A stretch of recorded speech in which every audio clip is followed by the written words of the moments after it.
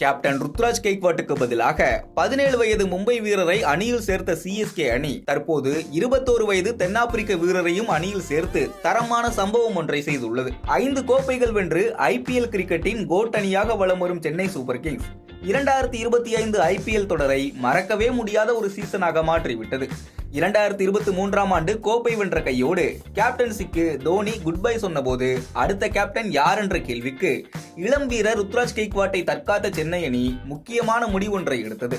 ஆனால் தோனி கட்டி எழுப்பிய லெகசியை இளம் வீரர் ருத்ராஜ் கெய்க்வாட்டால் தொடர்ந்து காப்பாற்றி எடுத்து செல்ல முடியுமா என்ற மிகப்பெரிய கேள்வி இருந்தது.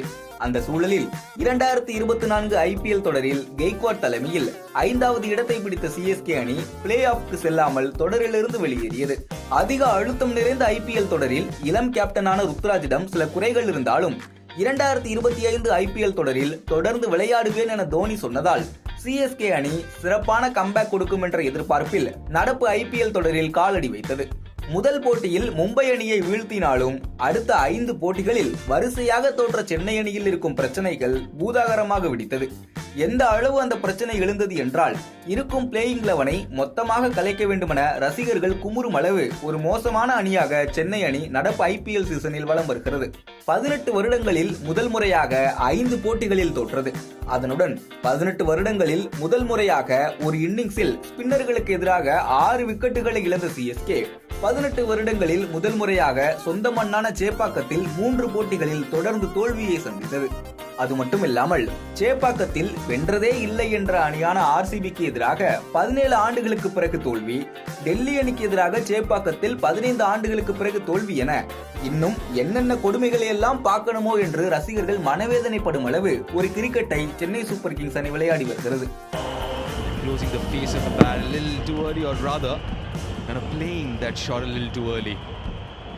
A good return catch, never easy of your own bowling. இப்படியான மோசமான சூழலில் தோனி மீண்டும் சிஎஸ்கேவின் கேப்டனாக மாறியுள்ளார். அவர் வந்த பிறகு வெற்றி பாதைக்கு திரும்பி இருக்கும் சென்னை அணியில் 2 தரமான மாற்றங்களை செய்து இதைத்தான் நாங்கள் எதிர்பார்த்தோம் என ரசிகர்கள் உற்சாகப்படும் அளவு 2 இளம் வீரர்களை அணியில் எடுத்துள்ளது சிஎஸ்கே நிர்வாகம். சில தினங்களுக்கு முன்பாக கேப்டன் ருத்ராஜ் கெய்க்வாட்டுக்கு பதிலாக மும்பையைச் சேர்ந்த 17 வயது வீரர் ஆயுஷ் மாத்ரேவை அணியில் இணைத்தது சிஎஸ்கே. இந்த ஆண்டு தொடக்கத்தில் நடைபெற்ற விஜய் ஹசாரே டிராபியில் சௌராஷ்டிரா அணிக்கு எதிராக சதம் விளாசிய ஆயுஷ் மாத்ரே 7 ஆட்டங்களில் விளையாடி 65.42 என்ற சராசரியுடன் 458 ரன்கள் குவித்தது குறிப்பிடத்தக்கது. 17 வயதான ஆயுஷ் மாத்ரே 30 லட்சத்திற்கு சிஎஸ்கே அணியில் இணைக்கப்பட்டுள்ளார். இந்த சூழலில் இன்று மீண்டும் ஒரு இளம் வீரரை அணியில் எடுத்திருக்கும் சென்னை சூப்பர் கிங்ஸ் அணி இரட்டை மகிழ்ச்சியை ரசிகர்களுக்கு வழங்கியுள்ளது.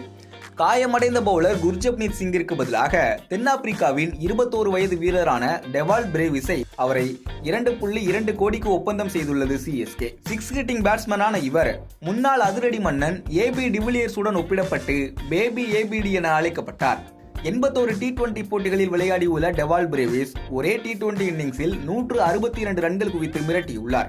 145 ஸ்ட்ரைக் ரேட்டுடன் 1787 ரன்கள் அடித்திருக்கும் அவர் இதுவரை 123 சிக்சர்களை விளாசியுள்ளார்.